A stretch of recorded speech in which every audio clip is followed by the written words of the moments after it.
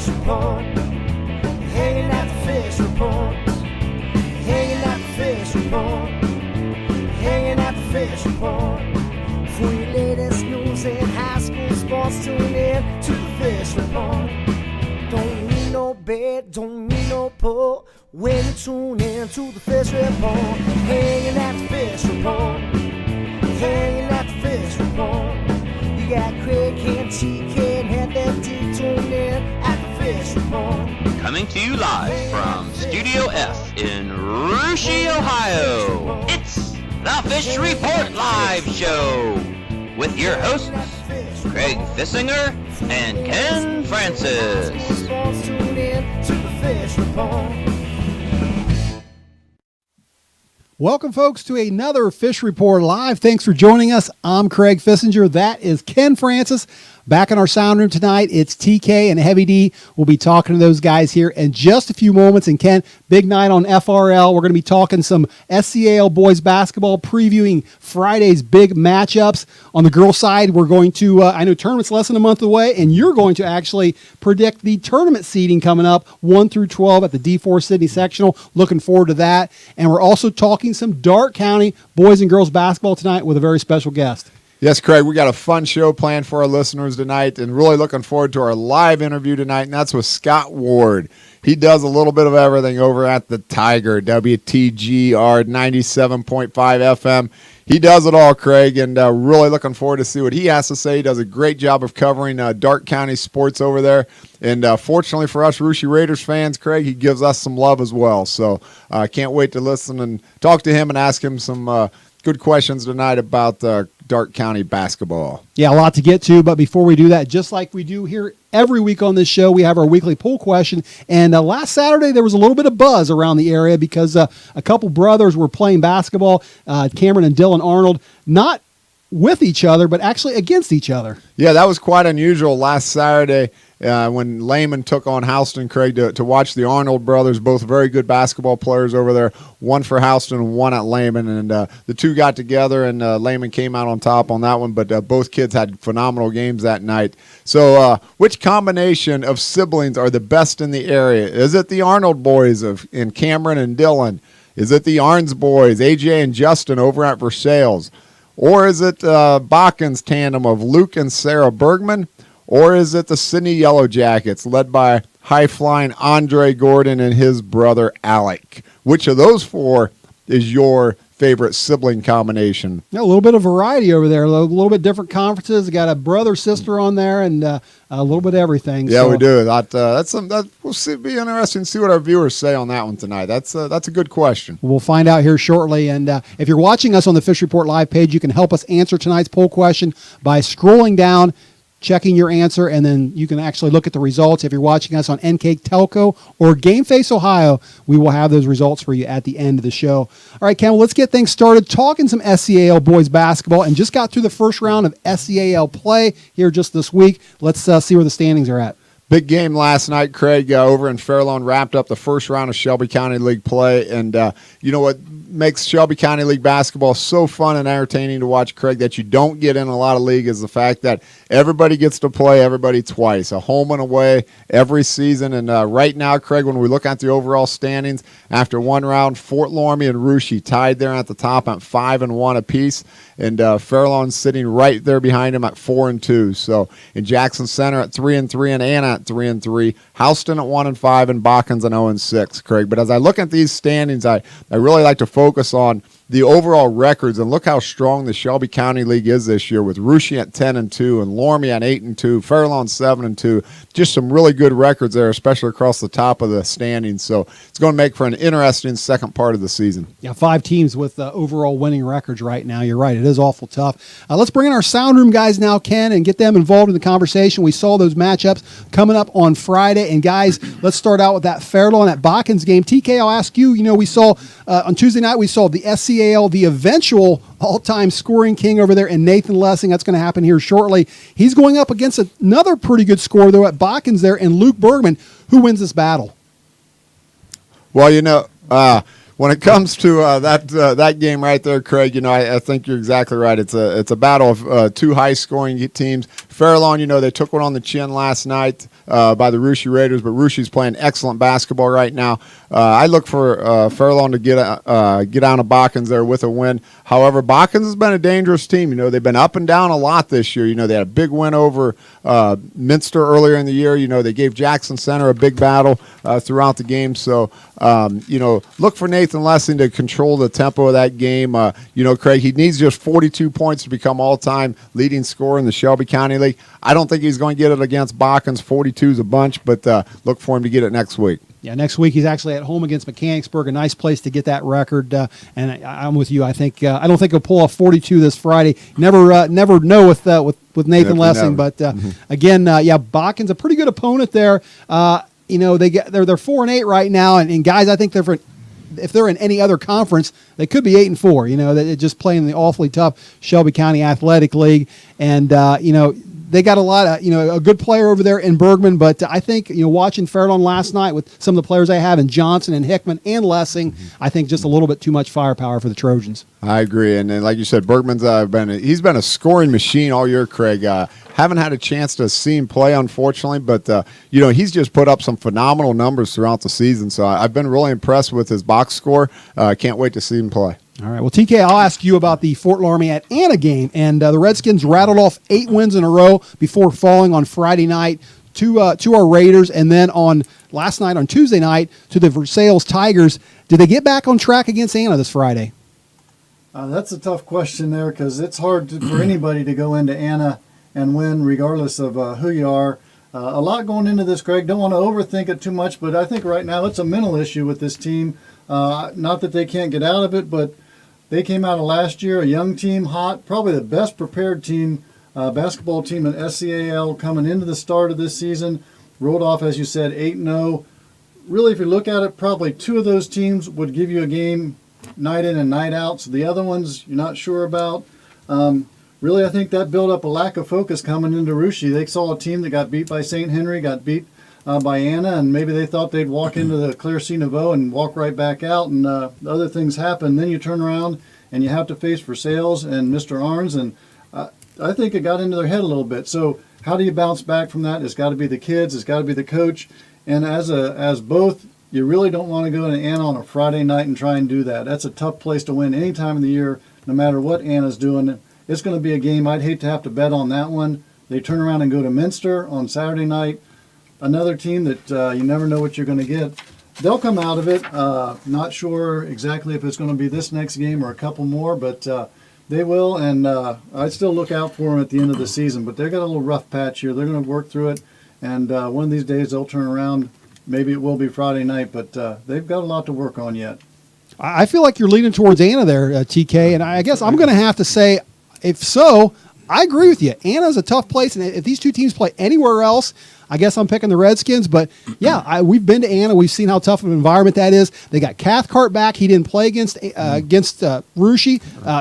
Fote had a big game the other night. Bensman can always score. Again, anywhere else, maybe I give it to the Redskins, but I call it an upset, if you will, but I'm picking the Rockets in this one. The thing at Anna you always got to watch out for, Craig, I said it before Russia went in there, I'm going to say it again, is the sixth man, and that sixth man is Ronnie Rocket. He stands in that corner. I've seen him block shots from the corner before. He's right there. He's on the floor. So if you're the Redskins, you got to watch out for Ronnie Rocket. He can stick out arm up, and the next thing you know, he's swatting it out of bounds.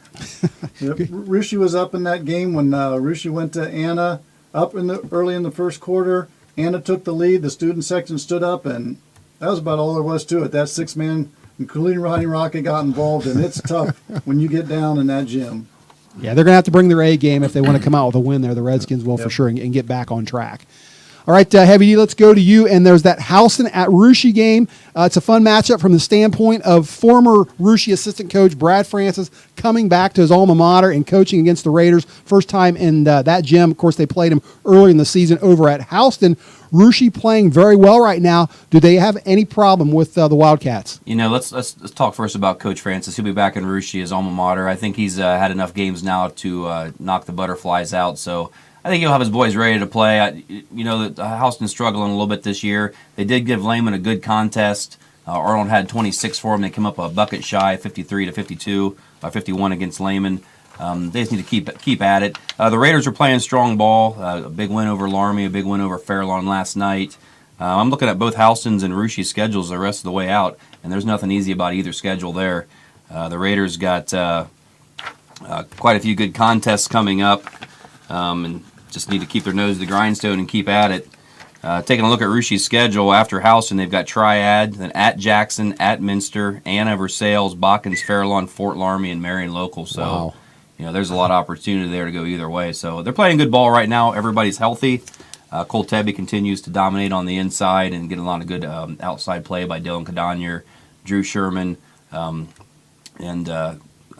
so look for the Raiders to keep rolling, but a lot of challenge coming up here. Looking at them. Yeah, Rushie's so balanced, guys. As you mentioned, Cole Tabby kind of been their leader, if you want to pick a leader on the team, but a lot of good play from a lot of other players, including Daniel Kearns. He seemed to really mature now as a sophomore, and I like the way he's been playing these last couple games. Last couple games, he's played very well. Jack Dayport, of course, he's been consistent. But what I like about Rushie and Coach Cadonier's team is every night you look up there at the scores and you'll see 6, 6, 8, 10, and 11. Or, I realized Cole had a great game last night. He went off for 20. A couple games ago, I think Dylan Cadonier had 19. But for the most part, the Raiders' leading score is somewhere in the dozen range. 12 to 14 points. But they'll pack 4 or 5 guys between 6 and 14. That's tough to defend and that's tough to prepare for. One of the reasons Coach Cadonier's team has been playing very well is because of that balance attack. And boy, I'm going to tell you what, they give it to you on the defensive end of the floor. They step it up every night, and boy, do they play hard. Yeah, they sure do. It's going to be a fun second half of the season, that's for sure. Let's wrap that up, guys, with the boys talk and switch over to the little girls SCAL talk. They're getting ready to get a little clearer picture, I guess, of where things are going. They're at that halfway point too right now. Ken, let's check them out and see what the standings are.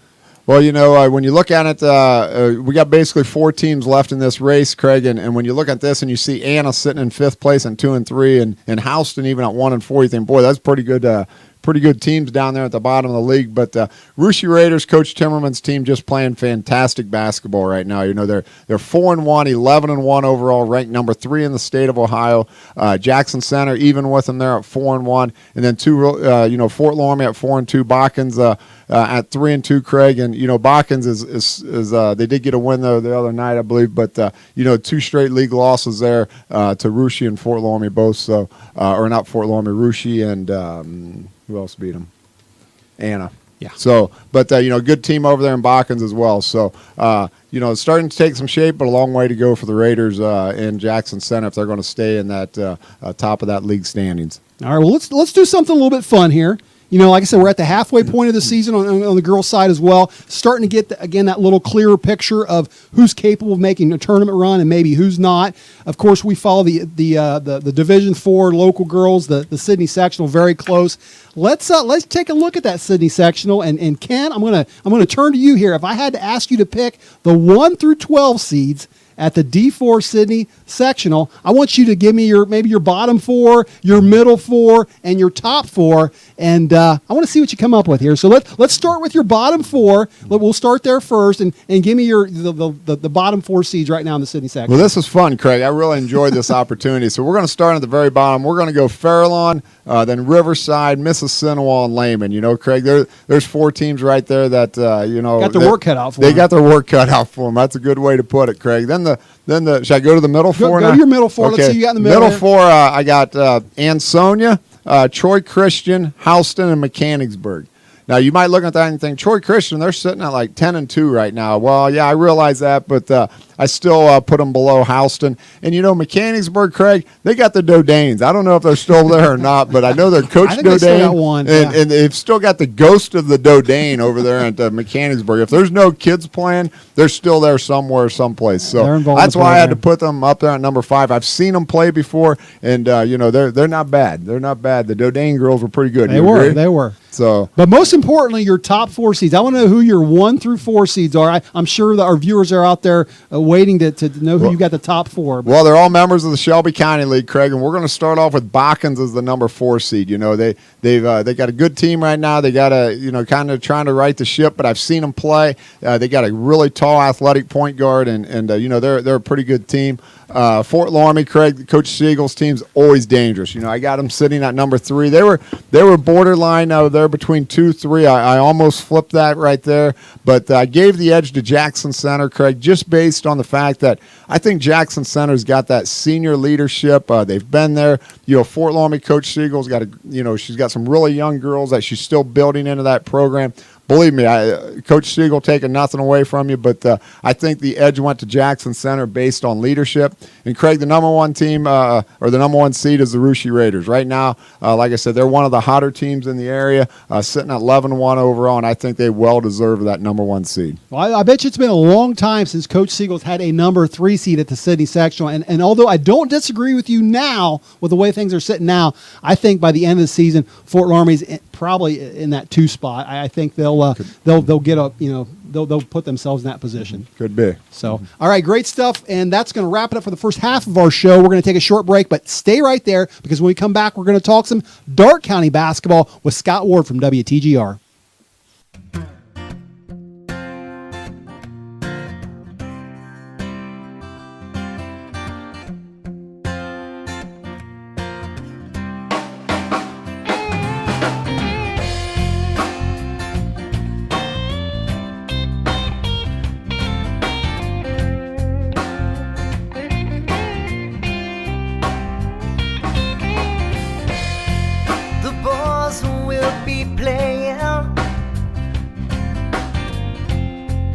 Stage at the leaving van. Music starts at 8 o'clock. You can find us here every Wednesday night. It's usually the same cats every week, but I can't tell you all their names. Teacher, cat, and a junkie, all waiting for time to play. Everybody here's got something that we're trying to leave behind. We're all a little broken, for a place to hide. Get no answers, don't ask any questions. We're all here just looking for a high. And we're all beautifully broken here tonight.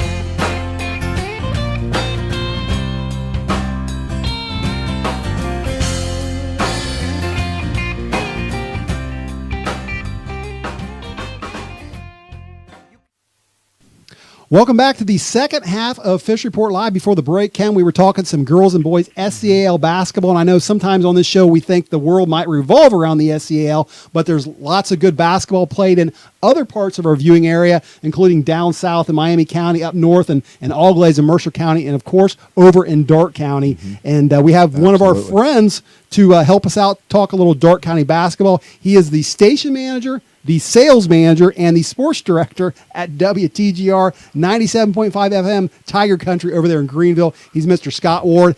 Happy to have him live on the phone right now. Scott, welcome to Fish Report Live, and thanks for joining us. Hey, thanks, Craig. All right, listen, it's been a couple years, I think, since we had you on the show. Been a little while, but of course we see you out and about. You've called quite a few Rushi games. How many games are you calling this season? As a station, we're doing, I think I counted it up today, 108 games. Wow. For me personally, right about 53 games is what I'm supposed to, weather pending, looks like I'm going to be doing. Wow. Well, I guess I don't know how you keep all that straight. You know, that many games and that many players, and Ken and I have trouble just covering the SCAL over here. So kudos to you for covering all those teams over in Darke County. I know last night you called the Versailles-Fort Laramie boys game. Wanted to get your thoughts on two very good teams, two state-ranked teams. What did you think of that game? Well, it was a very interesting game anyway. A lot of adversity from both teams. It was a physical game, I'll be 100% honest with you. I was just glad we got it done before the electricity went out. Yeah. Versailles, they've played up and down tempo, under their first-year head coach, Travis Swank. They're very, of course, with Justin Arns, close to 24 points a game, I think. Versailles just, makes it so much more difficult because there are four other guys close to double figures. So, it was an early game that the Tigers got out ahead. Fort Laramie battled back, got it within 5, and, I was pretty impressed with Fort Laramie. They got Dylan Braun, Evan Burning, Tyler Siegel was a load underneath to go against, and, two very good teams. The Shelby County League's obviously got some very good quality between them and Russia, and, for Versailles, many people expect them to win the MAC, but they've got to go through a couple tough games, including this Friday night at home against Marion Local, just in the league. Of course, then have Russia here in a couple weeks, which is always a great backyard rival. Well, you mentioned Justin Arns, Scott, and I know a lot of people naturally want to compare him to his brother Kyle. Can you compare those two guys? I mean, are they different? Are they the same type of players? Help me out here. Well, one's left-handed, the other one's right-handed. So there's a difference between them right there. But, those guys, it's been obviously a couple years. I was trying to watch Kyle tonight on playing Michigan State as well, but they really do resemble a lot about each other. They work well with their team. They were unselfish. So I really feel that they've kind of learned, and I think Justin learned from Kyle playing with him for 2 years. Kyle still comes back. I know he listens to the games. He tries to watch when he can. So I really believe that those two guys, they're long. They can drive to the rim, but they're not afraid to pull up, and hit a jumper. So I don't know. I'm sure some other people would say, yeah, they're totally different. But watching Kyle for 4 years and now Justin in his third year for me, they're really similar. And I think their teammates complement them each and every year they play. I think that's really big is when their teammates have complimented them to make them who they are. Hi, Scott. Ken Francis. Appreciate you being on our show with us tonight. Let's talk about another team over there in Darke County that has had a lot of success over the years, and that's a Tri-Village boys team. However, they've been getting a lot of attention this year, unfortunately, for all the wrong reasons. But it seems like they're starting to rebound. They're preparing for the flying to the hoop game this coming weekend. What's your thoughts on this Tri-Village team? How what's it going to take for them to rebound, and how strong is this team? I mean, is this a team that can compete against Russia and Fort Laramie in Division IV? I haven't seen much of this team personally. Of course, they had a couple of kids, off the team for a few games. They come back with a big win over Arcanum. I think it was last night, back at home. And so I think they've got, Coach Sagaster's got his core group, back, and now they're starting to form a gel. They've got a kid named Johnny Wilson that's just an excellent shooting guard. Gavin Richards is a great guard. Trace Couch down in the paint poses a lot of problems for each other. And you start looking at the sectional that they're in, and then, of course, the district, when you have to come up most likely against a Shelby County League, as you said, Russia and, or Fort Laramie. It'll be interesting. Josh Sagaster always has his guys ready to play. And I think, he can, by the time they gets to the postseason, I think he can possibly get into do some damage. He's still got a tough schedule, though. He's still got to play at Bethel and at Fort Laramie to wrap up the regular season. And then, as you mentioned, they got to play in the flying to the hoop on Monday down in Dayton against Versailles. So that won't be an easy task either. But, when you're in basketball, you don't want that easy task. And Coach Sagaster has definitely beefed up his schedule this year. Coach, let's talk about a little bit about the other team from New Madison over there, and that's the Tri-Village girls team, another very successful program. They appear to be very strong again this year. What's your thoughts on this team, and what are they capable of in the postseason? Brad Gray's got a very talented team, 3 seniors Allie Downing, who's going to play at the next level, another guard, Rachel Miller, and then a post player in Danica Mann, plus 2 sophomore guards that are really good. But, you look, they've got they go to the Classic in the Country this weekend. Going to be taking on Oroville. Of course, I know Fort Laramie's played over there in the past and done well. They've got to go to Versailles on February 6th. And then if they can get out of their sectional, which has Covington in it, and they just beat Covington by 2 points, and there's another good cross-county conference team. Then you got to look at the teams of possibly Jackson Center, Fort Laramie, your Russia Raiders, Minster. That's not an easy region when you look at Division IV, but I think Brad Gray's got his girls going in the right direction. A lot of leadership back each and every year. And those kids, they know their basketball, and I know he's looking to make a long run there. And I think it's possible to definitely get back to the regionals at that point for the Lady Patriots. Scott, one more question for you before I turn it over to Craig. We got a chance to see another Darke County lady player over there a couple weeks ago. She came over to Russia to play, and she plays for the Lady Trojans, and that's Stevie Jonting from Arcanum. She seems to be a very high-scoring, a very talented young lady. What's your thoughts on her, and have you got a chance to see her play this year? I have got to see her. I saw her play twice against Versailles, and then over there at Russia, it was for that game. She's playing at the next level for a reason. She's going to Cedarville University next year. She's one of the, in my opinion, top 5s in the Darke County.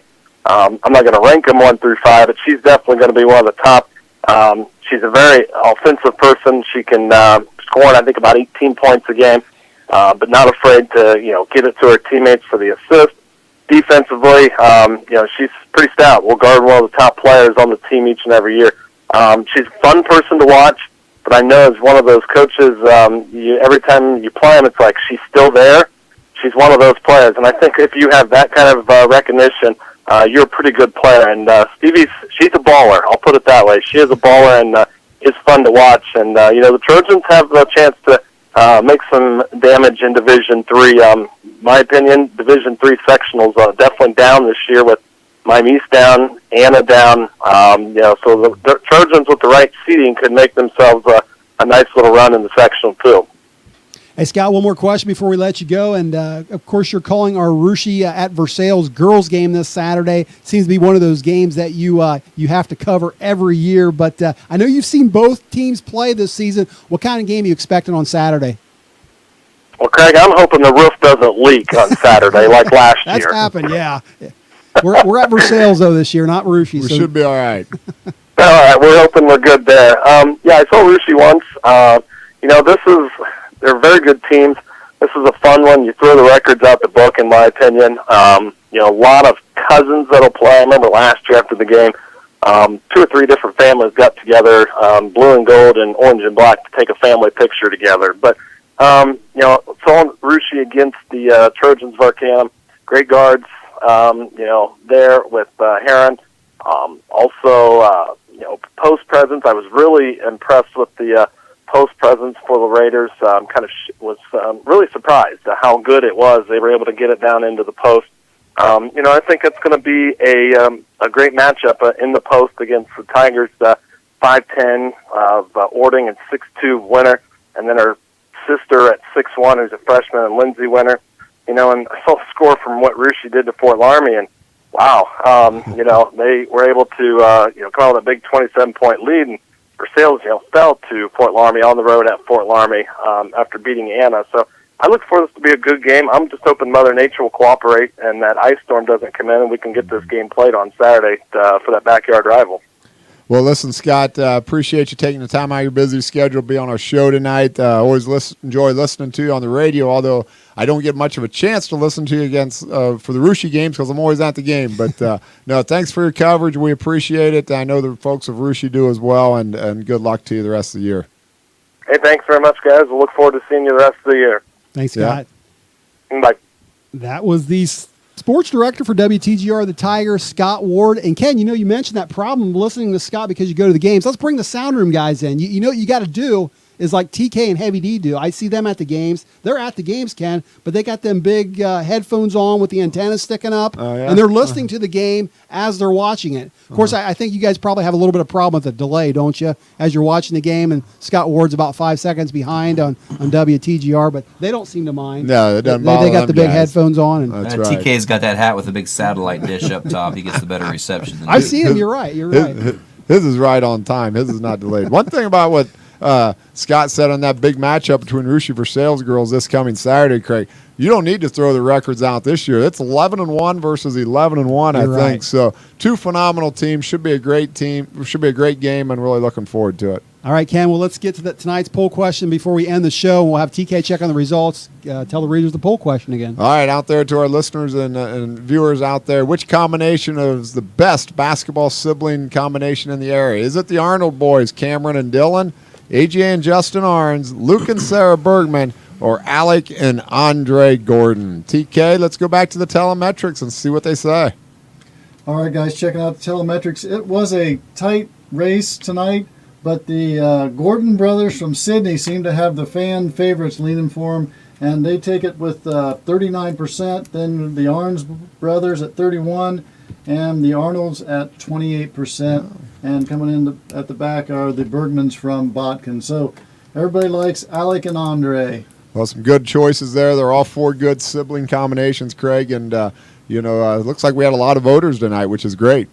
Good stuff for sure. We actually had Andre on this show a little earlier this season. We did. He's a good choice for sure. All right, that's going to wrap it up for us tonight. Do want to say special thanks to Scott Ward for joining us, as well as the viewers out there for tuning in. Ken and I and the crew will all be back again next week, same time, same place. Until then, have a great rest of the week, and good night, everyone. Hanging at the fish report. Hanging at the fish report. Hanging at the fish report. Hanging at the fish report.